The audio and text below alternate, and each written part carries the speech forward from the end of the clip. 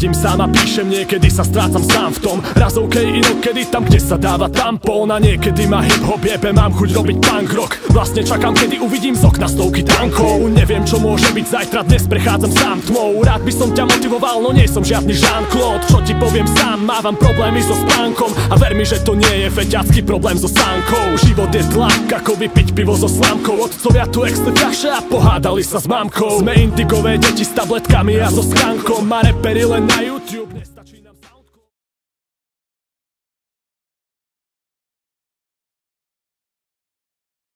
Prijemený freestyle dať.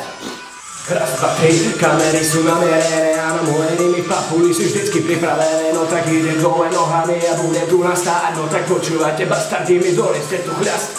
Nech sa tu narozbijem, nech si to trocha užijem. Nech tú palinku samozrejme do dna vypijem. A ja tu nie som Eminem a taktiež nie som jebnutý. Tak počúvaj ty kokot, chodím 130 do zakruty. No keď ju nevyklopím, tak skončím niekde v lese. No tak počúvaj, more uvidíš ma najbližšie na karte ese.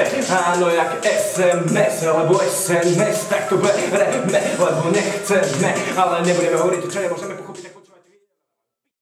Jebe sa gejzo na ryby, kokodia, do piče.